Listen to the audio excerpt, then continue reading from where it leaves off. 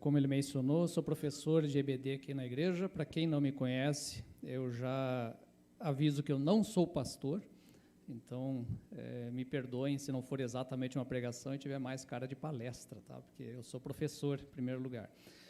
Nós vamos falar hoje sobre a colheita do reino. Por que esse tema? Essa é uma igreja bastante ativa, né? Tem muitos ministérios. Eu faço parte de um deles, o Ministério de Ensino na Escola Dominical, é a minha paixão, eu gosto de fazer. Tem também ministérios na área social, Núcleo Vida, um trabalho muito importante, algo muito bonito. Ministério de Louvor, que vocês acompanharam, e tantos outros aí que temos na igreja, que eu não quero ser exaustivo e citar todos eles. Mas esses ministérios todos, eles têm um único grande objetivo, que é o quê? Que é apresentar Jesus e trazer a possibilidade, a oportunidade de transformação de vidas. É para isso que existe uma igreja, né? A gente poderia ser um clube que faz um monte de atividades para se distrair, mas esse não é o objetivo. O objetivo é aquilo que nós oramos na oração do Pai Nosso. Espero que os irmãos orem o Pai Nosso, é importante também. Em que ele diz: venha o teu reino, seja feita a tua vontade, assim na terra como ela é feita no céu.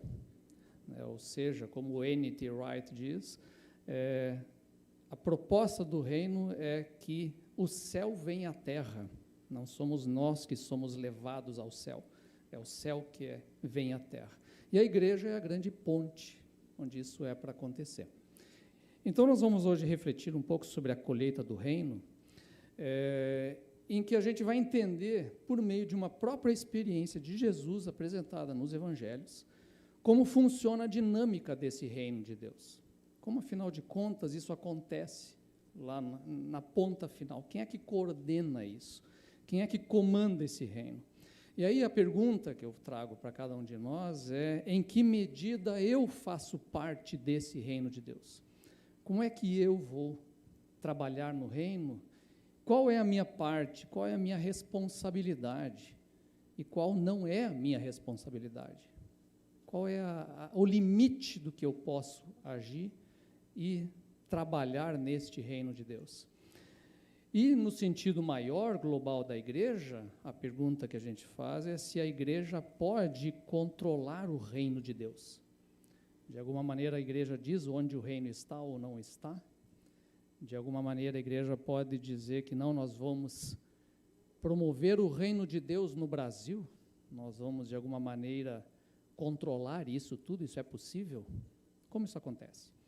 Então nós vamos abrir a Bíblia lá em João capítulo 4, os irmãos podem usar na versão de vocês, eu conforme for lendo, nós vamos apresentar aqui na tela, mas então João capítulo 4, é um capítulo inteiro em que é apresentado pelo evangelista João uma experiência de Jesus conversando com uma mulher lá na região de Samaria. É uma conversa muito interessante que nos apresenta justamente como funciona essa dinâmica do reino de Deus. Então, João, capítulo 4, eu vou ler primeiro os versículos de 1 a 5 aqui. Então, diz assim: os fariseus ouviram falar que Jesus estava fazendo e batizando mais discípulos do que João, embora não fosse Jesus quem batizasse, mas os seus discípulos.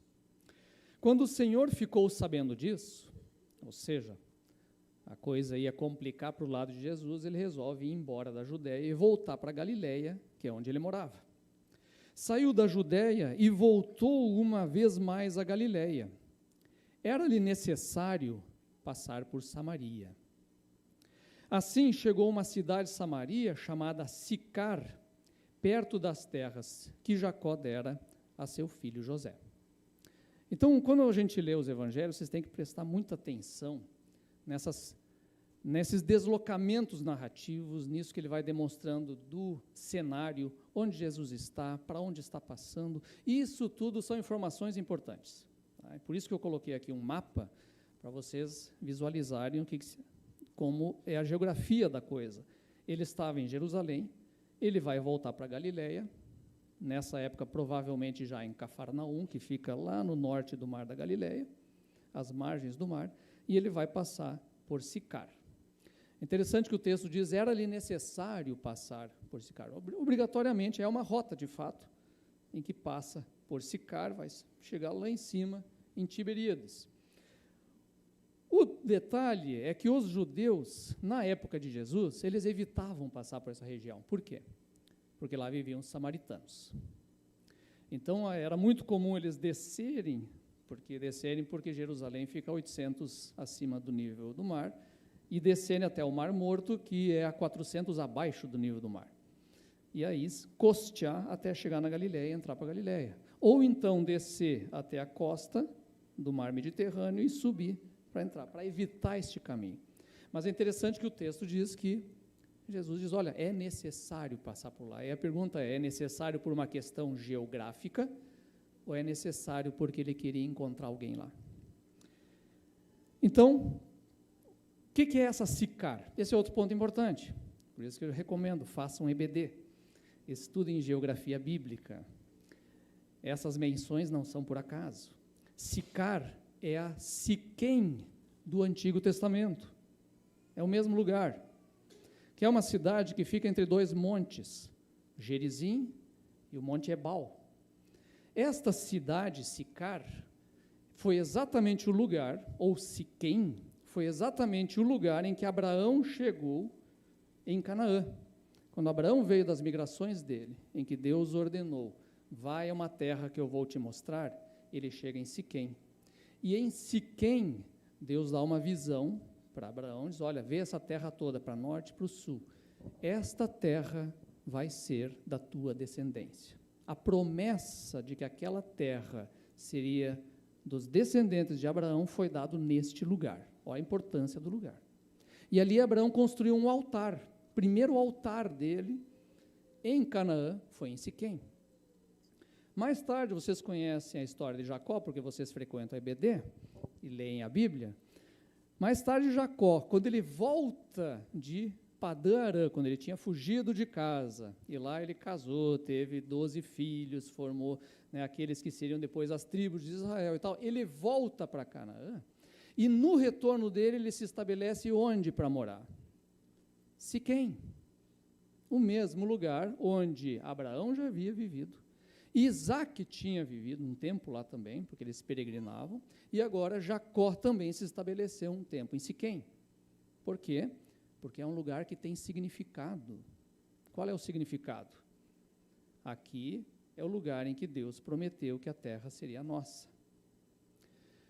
Passam mais alguns séculos. Os irmãos se lembram da história do Êxodo. Quando eles entraram na terra prometida, lá em Josué, né, Josué capítulo 8, ali aparece um momento em que eles reúnem todas as tribos já dentro de Canaã, e eles cumprem o que Moisés já determinou lá no Deuteronômio, o que eles deveriam fazer naquele lugar.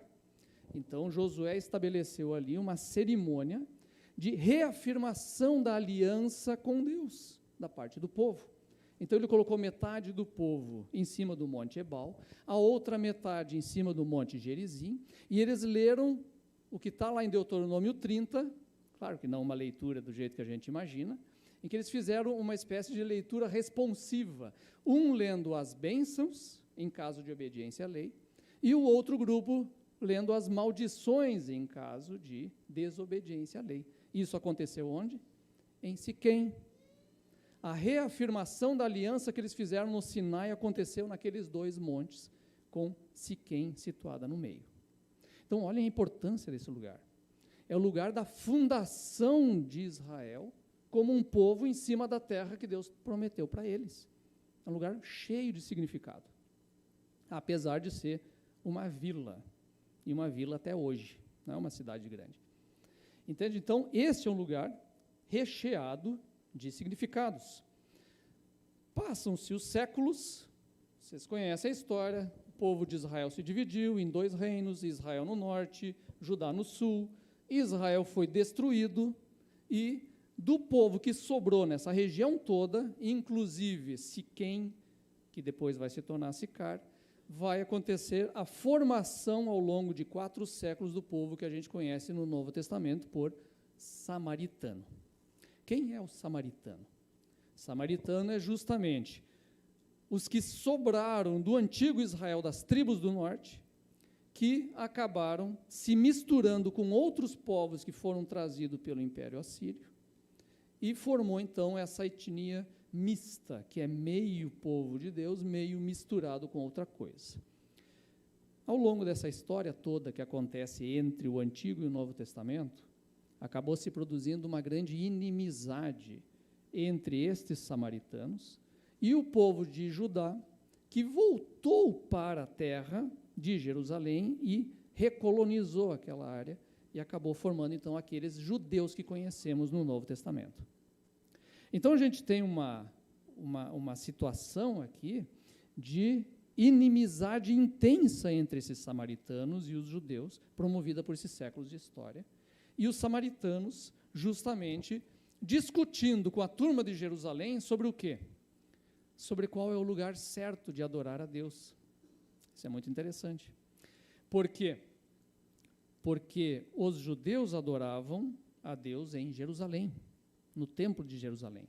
Pouco antes da época de Cristo, os macabeus. Os reis macabeus de Judá do sul foram ao norte, invadiram, tomaram as terras e destruíram o templo de Gerizim, lá de Siquém. Foi destruído. Então imagine a inimizade aumentando. Você vem e destrói nosso lugar de culto do mesmo Deus que acontece lá. E a turma de Judá, de Jerusalém, exigindo o culto apenas em Jerusalém. Então essa inimizade cada vez crescente. E a grande discussão que havia entre samaritanos e judeus era o quê? Quem afinal é maior na determinação do lugar de cultos ideal? É Abraão ou Davi? Porque Abraão cultuou a Deus em Siquém, também em outros lugares, em Berseba, alguns outros altares construiu, mas nunca Jerusalém. Nenhum dos patriarcas adorou em Jerusalém, apenas Davi. Davi é quem vai transferir o culto todo para Jerusalém. Então a grande pergunta e o debate que existia entre samaritanos e judeus era o quê? Quem é maior, Abraão ou Davi?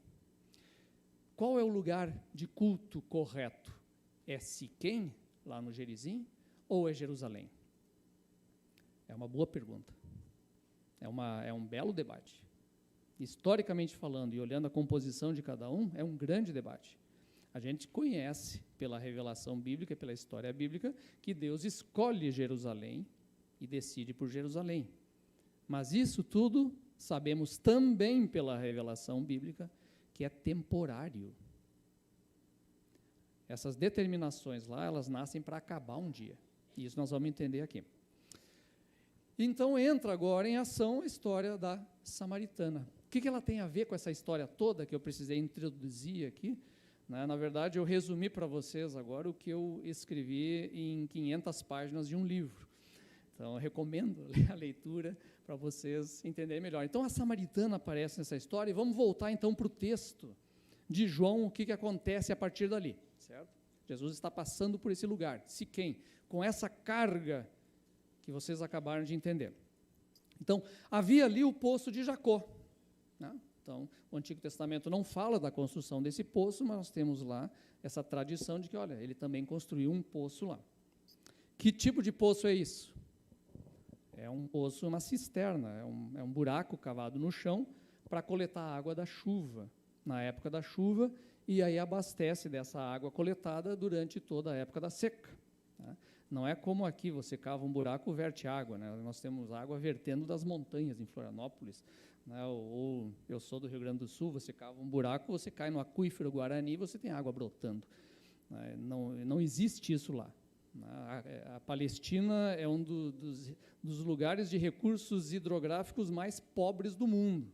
Não tem, então você cava um buraco e coleta a água da chuva, é isso que tem lá. Jesus, cansado da viagem, sentou-se à beira do poço. Isso se deu por volta do meio-dia, certo? Nisso veio uma mulher samaritana tirar água. Disse-lhe Jesus: dê-me um pouco de água. Olhem essa observação que o autor nos coloca. Os seus discípulos tinham ido à cidade comprar comida. Ou seja, Jesus chegou, sentou lá no poço, os discípulos desceram para a cidade, porque ele fica um pouco na subida do morro, E ele sentou ali, e aí chega esta mulher, e Jesus está sozinho, e esta mulher está sozinha. Então, esses detalhes são importantes. A mulher samaritana lhe perguntou: como o Senhor, sendo judeu, pede a mim, uma samaritana, água para beber? E aí a observação de João para os seus leitores: pois os judeus não se dão bem com os samaritanos. Essa é uma observação curiosa. O autor está sendo até gentil com essa situação. Eles se odiavam de morte. Não é à toa que Jesus pega como exemplo de piedade um samaritano, quando ele vai falar sobre amor ao próximo. Ele está provocando os seus ouvintes. Ele está pegando o samaritano, que vocês odeiam até a alma. Então, mas João foi gentil aqui com os compatriotas dele. Então, o que acontece? Nós temos, que situação? Meio-dia, sol escaldante batendo no lombo deles. Para quem já foi em Canaã, para a Palestina, sabe o que é o calor de lá. Se bem que geralmente o pessoal não viaja para lá no verão, o pessoal vai em épocas mais amenas. Então, está esse calor danado, e essa mulher vai buscar água, o que já é uma coisa estranha. Porque os irmãos que têm plantas em casa sabem que a gente não rega planta meio-dia, né? Você vai matar a grama por causa do calor do sol, vai ferver a planta. Então, você rega ou de manhã cedinho, ou no final da tarde. Esse pessoal aqui, quando é que ia buscar água subindo o monte lá no poço? Ou de manhã cedo, ou final do dia. Ninguém vai meio-dia. Por que essa mulher vai meio-dia? Quem ela não quer encontrar para ela ir lá meio-dia? Provavelmente ela não quer encontrar o resto da cidade. Ela vai num horário que ninguém vai, e Jesus está lá. E aí outro detalhe importante é que um homem sozinho não fala com uma mulher sozinha. Isso faz parte dessa tradição judaica antiga. Por que não fala sozinho? Não adulterarás. É uma espécie de cerca. Quer dizer, para eu não cair em adultério, eu jamais falo com uma mulher sozinha. Eu falo com quem? Eu falo com a mulher se o marido estiver junto. Ou eu falo com a mulher se a minha esposa estiver junto de mim. Sozinho você não fala. Mas Jesus fala com essa mulher. Ele rompe essa cerca porque tem algo ali para acontecer. E mais ainda, que a própria mulher dá a entender na fala dela. Judeus não falam com samaritanos. E ela se surpreende duplamente, porque é um homem que está falando com ela, e, em segundo lugar, é um judeu que está falando com ela. As pessoas percebem imediatamente se alguém é judeu ou não é, pela própria roupa. O judeu é mais colorido, o samaritano veste branco. Não se tem muita certeza disso, mas é bem possível. Então, o sotaque é diferente. Eles têm um hebraico diferente. Aliás, nem é hebraico, eles falam aramaico nessa época. Então, tem sotaques diferentes. Você imediatamente descobre que alguém é judeu. É mais ou menos como a gauchada chegando em Floripa, né? Você sabe de cara que esse cara é de Porto Alegre, né? Então, você percebe no jeito de falar, no jeito de se vestir, que alguém é de fora, e no caso deles, que era judeu. E vamos voltar então para o texto. O que é que Jesus diz? Versículo 10 em diante. Jesus lhe respondeu: se você conhecesse o dom de Deus e quem lhe está pedindo água, você lhe teria pedido e ele lhe teria dado água viva. Opa, o que Jesus está fazendo aqui? Ele está lançando a conversa para um outro nível. Ele não está falando mais de coisas que estão acontecendo ao redor, mas ele pega esta água que ele pediu e transforma numa metáfora de outra coisa. Nós vamos entrar em assuntos existenciais, porque as metáforas servem para isso. Te leva a refletir sobre outras coisas que não a coisa física que você tem na frente. Por isso que ele dizia: eu sou o pão da vida. Eu sou o caminho, a verdade e a vida. São metáforas. Jesus não é um caminho, literalmente. Deus não é uma fortaleza. São metáforas para nós adentrarmos nos assuntos existenciais nossos. E ele faz isso com ela. E a mulher responde, disse a mulher: o Senhor não tem com o que tirar a água e o poço é fundo. Onde pode conseguir essa água viva? No que ela está pensando? Uma água viva, talvez esteja pensando uma água que flui, talvez num poço que brote água de verdade, não apenas uma cisterna, talvez num riacho, ela está pensando fisicamente, no literal da coisa, e Jesus está falando de outra coisa. E aí ela dá uma cutucada na discussão agora sobre que nós tratamos antes. Acaso o Senhor é maior do que o nosso pai Jacó, que nos deu o poço do qual ele mesmo bebeu, bem como seus filhos e seu gado? Ele ainda dá olha a inteligência da mulher, ela também está puxando todo esse debate que existe entre judeus e samaritanos, não é qualquer pessoa. O que Jesus faz? Continua, versículo 13 em diante. Jesus respondeu: quem beber desta água terá sede outra vez, mas quem beber da água que eu lhe der, nunca mais terá sede. E aqui ele está falando duas coisas. Primeira coisa, ele voltou para o aspecto da metáfora. Eu não estou falando da água em si, eu estou falando de outra coisa que é existencial. E, ao mesmo tempo, ele está dizendo que a água que ela bebe foi dada por Jacó, e o que ele vai dar é maior do que Jacó deu para eles. Ou seja, ele já está dizendo que ele é maior do que esses patriarcas que deram essa tradição toda para eles. E aí ele continua: pelo contrário, a água que eu lhe der se tornará nele uma fonte de água a jorrar para a vida eterna. De novo, continua tratando dos aspectos profundos da existência. A mulher lhe disse: poxa, eu quero essa água, né? Senhor, dê-me dessa água, para que eu não tenha mais sede, nem precise voltar aqui para tirar a água. O que ela fez? Devolveu para o aspecto físico da coisa. Ela não chegou lá ainda. E aí é interessante porque o texto, quando você continua lendo, parece que vira conversa de louco. Porque o assunto não tem mais nada a ver. Olha o que Jesus responde em seguida. Ele lhe disse: vá, chame seu marido e volte. O que tem a ver o marido com essa história da água que estava rolando até agora? Deu tilt na conversa, o que aconteceu? Não, Jesus está chamando a atenção dela para algo além daquilo que está acontecendo ali. Aí ela responde: não tenho marido, respondeu ela. E aí olha o que Jesus diz. Disse-lhe Jesus: você falou corretamente dizendo que não tem marido. O fato é que você já teve 5, e o homem com quem agora vive não é seu marido. O que você acabou de dizer é verdade. O que Jesus fez com ela? Muita gente interpreta esse texto como uma acusação de pecado. Eu já vi isso em vários comentários. Me desculpe o parênteses, mas tem muito comentário que você abre e ele já fede a testosterona. É um negócio horroroso, porque eles partem do princípio que essa mulher é adúltera, que é uma depravada, é não sei o quê, porque ela já teve 5 maridos. O que se desconsidera nesses casos?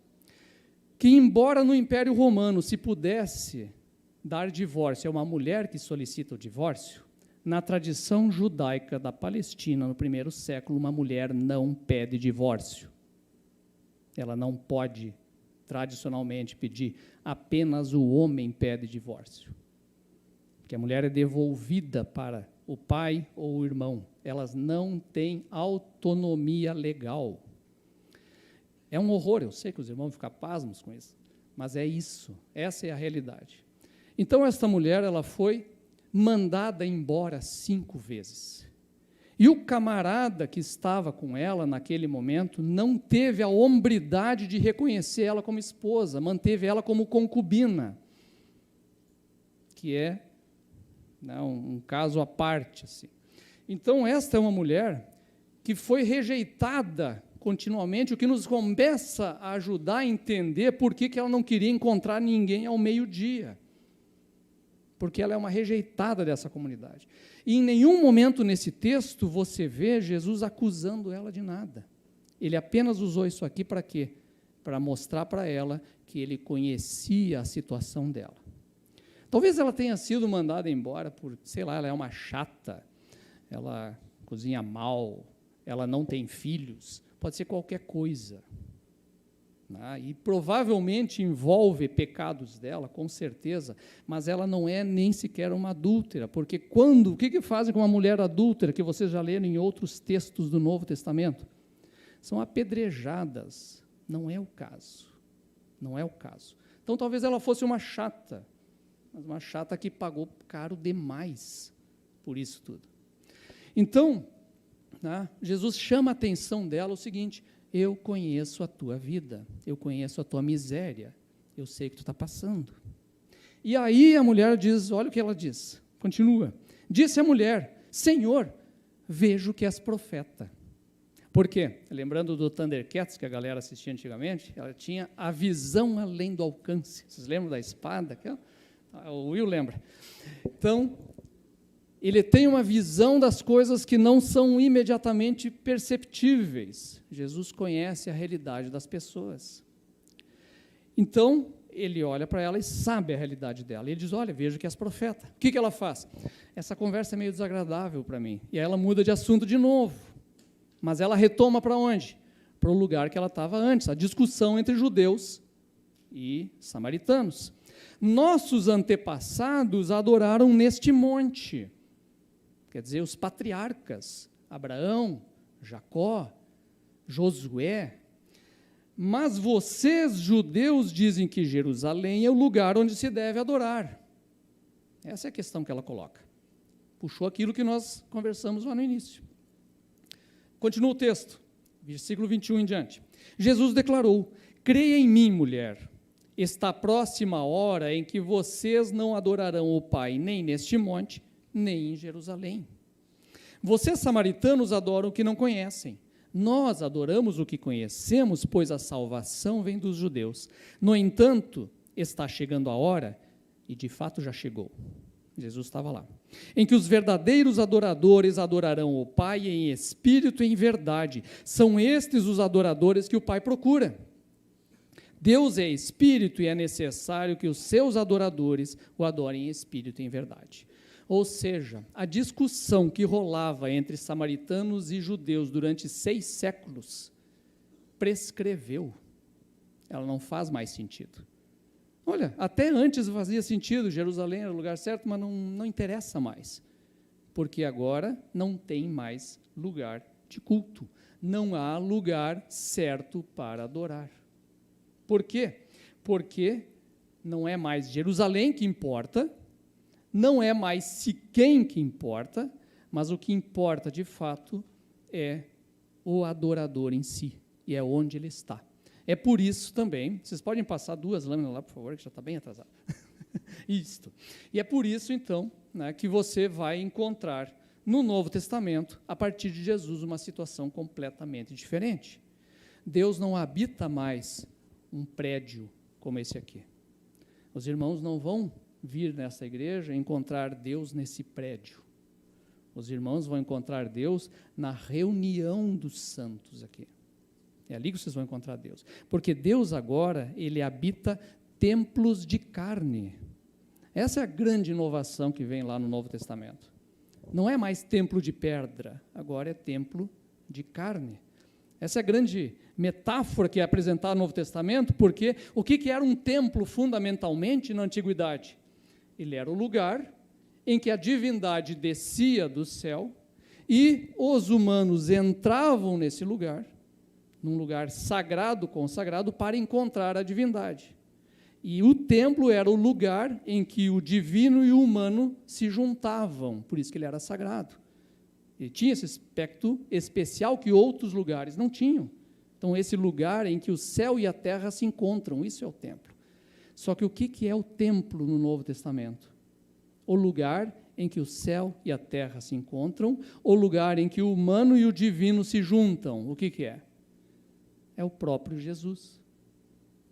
O corpo de Jesus é o lugar em que o divino e o humano se encontram. É por isso que quando os discípulos olham para o templo de Jerusalém e dizem que pedras fantásticas, Jesus diz o seguinte: isso aqui vem abaixo, isso aqui não importa.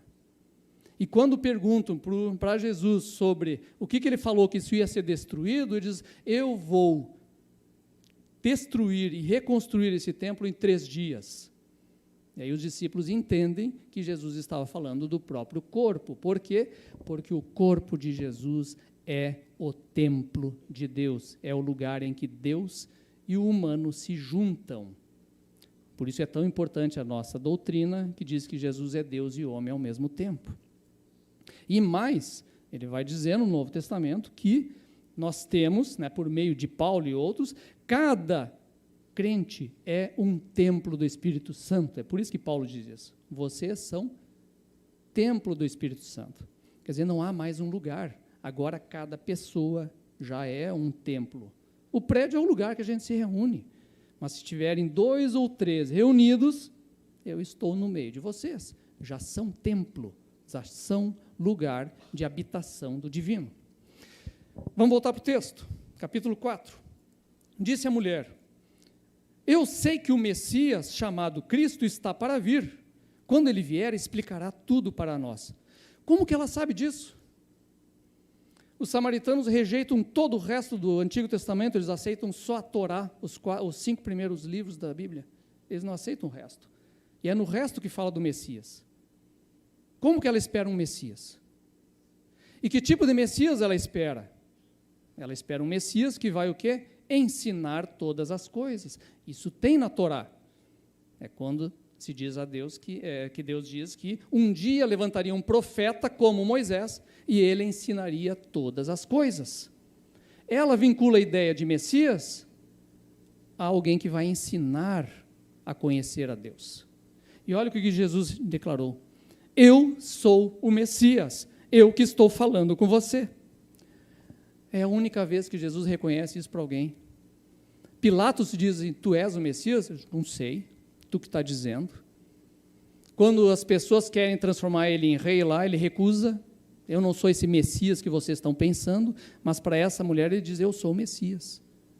Porque ela estava mais próximo de uma compreensão correta do Messias do que todos os judeus. Esta mulherzinha lá do interior de Samaria. Naquele momento, seus discípulos voltaram e ficaram surpresos ao encontrá-lo conversando com uma mulher. Olha de novo naquela situação. Mas ninguém perguntou o que queres saber ou por que estás conversando com ela. Sim, não são loucos, né? Vai dar nos dedos deles. Então, deixando o seu cântaro, a mulher voltou à cidade e disse ao povo: venham ver um homem que me disse tudo o que tenho feito. Será que ele não é o Cristo? Então saíram da cidade e foram para onde ele estava. Aqui um detalhe muito importante, tá, gente? A descrição do cenário. Eles chegam e a mulher desce. E agora Jesus está apenas com os discípulos. A mulher está lá na cidade chamando os seus vizinhos. E aí nós temos então a conversa de Jesus com os discípulos. E o que é que Jesus fala então com os discípulos? Continuando o texto lá no versículo 31. Enquanto isso, os discípulos insistiam com ele: mestre, come alguma coisa. Mas ele lhes disse: tenho algo para comer que vocês não conhecem. O que Jesus fez? Jogou para metáfora, aprofundou a conversa. O que os discípulos fazem? Então os seus discípulos disseram uns aos outros: será que alguém lhe trouxe comida? Fizeram a mesma coisa da mulher, devolveram para o físico do que estava acontecendo ali. Disse Jesus, aí ele explicou para vocês, eu vou desenhar para vocês entenderem. A minha comida é fazer a vontade daquele que me enviou e concluir a sua obra. Aí continua o texto, versículo 35. Vocês não dizem, daqui a 4 meses haverá colheita? Então, o que isso quer dizer? Isso quer dizer que acabaram de plantar. Recém foi plantado, porque essa região toda é de plantio.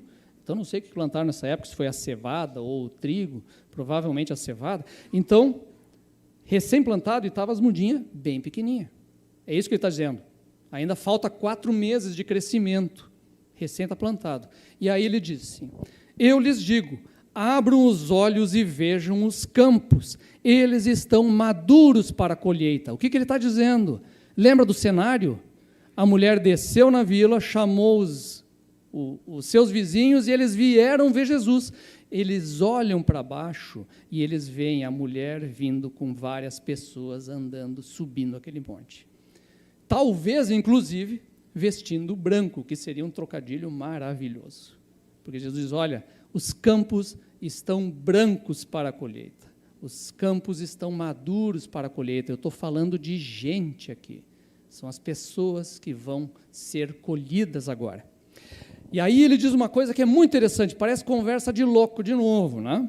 Aquele que colhe já recebe o seu salário e colhe fruto para a vida eterna, de forma que se alegram juntos o que semeia e o que colhe. Assim é verdadeiro o ditado: um semeia e outro colhe. Eu os enviei para colherem o que vocês não cultivaram. Outros realizaram o trabalho árduo e vocês vieram a usufruir do trabalho deles. Olha que interessante isso aqui. Jesus colheu onde ele não plantou. O próprio Jesus. Ele foi falar com uma mulher que já sabia sobre uma ideia de Messias. Ela já acompanhava uma discussão sobre o lugar certo de adorar. Jerusalém, ou Gerizim, ou Siquém, já estava imbuída de uma série de coisas. Ela tinha toda uma experiência de vida que Jesus trouxe para aquela conversa. Jesus não plantou nada disso. Ele apenas colheu. E isso traz a grande regra de como funciona o reino de Deus. O plantio e a colheita são separados sempre. Quem colhe não é quem plantou, e quem plantou não vai colher. Isso é fantástico, porque quando a gente vê a conversão de alguém, a gente acha que isso aconteceu porque a pregação do pastor foi muito especial na frente. Mas essa pessoa já foi acompanhada por Deus e pelo Espírito Santo a vida inteira, desde que nasceu. Essa pessoa já ouviu programas de rádio, ela já viu comentários na internet, ela já teve vizinhos crentes que fizeram alguma coisa por ela, ela já viu ações de pessoas ao longo da vida inteira e, de repente, quando veio aquela pregação, caiu a última gota de um balde que estava quase transbordando. E nessa última gota subiu. E aí veio a colheita, mas é uma colheita que veio depois da semeadura que aconteceu ao longo de talvez décadas.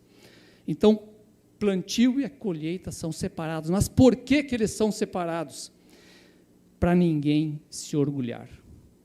Porque no reino de Deus ninguém pode se orgulhar e bater no peito, eu converti tantas pessoas, porque você não converteu ninguém. Foi o Espírito Santo que fez por meio de você e de centenas de outras pessoas ao longo de uma vida inteira. E essa é a grande dinâmica do reino. Ninguém pode se orgulhar de qualquer coisa que acontecer. E aí vem o testemunho da mulher, então, junto aos seus vizinhos. Capítulo 4, versículo 39 em diante. Muitos samaritanos daquela cidade creram nele por causa do seguinte testemunho dado pela mulher. Ele me disse tudo o que tenho feito. Olha só, a mulher só testemunhou para eles. Olha, apareceu um cara com poder profético. Temos um profeta, talvez seja o Messias, vamos ouvir ele. E eles vieram. Assim, quando se aproximaram dele, os samaritanos insistiram que ele ficasse com ele, e ele ficou 2 dias, para completar o escândalo no meio dos judeus. Ele ainda foi dormir na casa dos caras. Talvez na casa dela. Com o cara que só estava amigado com ela, que não assumiu, né? É um escândalo atrás do outro nisso aqui. E por causa da sua palavra, muitos outros creram e disseram à mulher: agora cremos não somente por causa do que você disse, pois nós mesmos o ouvimos e sabemos que este é realmente o Salvador do mundo. Tem tanta coisa aqui. Primeiro, porque Jesus não fez nenhum milagre lá. Ele não curou ninguém, ele não levantou um paralítico, ele não fez um cego ver, ele não fez nada disso. Ele não multiplicou pão lá, ele não fez nada que ele fez em vários lugares. Eles apenas ouvindo o ensinamento e Jesus falando e agindo em amor com eles, eles reconheceram que ele era o Salvador, não dos judeus, mas do mundo inteiro. deles, inclusive. E é a primeira vez nos evangelhos que aparece essa expressão dada a Jesus, dada pela boca desses samaritanos. Então, o que aconteceu nesse processo todo? Primeiro, a mulher encontrou perdão em Jesus nos próprios atos dele, nas palavras dele, porque ela reconheceu que alguma coisa errada ela tinha feito. Mas o texto não está nem aí para dizer o que era. Ele não está preocupado com isso. Perdão prevalece sobre tudo isso. Jesus já perdoou de cara. Ele não acusou, não fez nada. Não tem nenhuma palavra de Jesus ali, vai, não peques mais. Não tem nada desse tipo. Já tem uma aceitação total dela. Segundo lugar, isso eu acho mais incrível, ela entendeu tão plenamente o Evangelho, e aí de novo, né, a oração do Pai Nosso, perdoa-nos as nossas ofensas, assim como nós perdoamos a quem nos tem ofendido. Ela perdoou os vizinhos dela, porque ela podia ter guardado para ela sozinha, ficar conversando com Jesus, e ela vai e anuncia para todo mundo, olha, o cara está aí.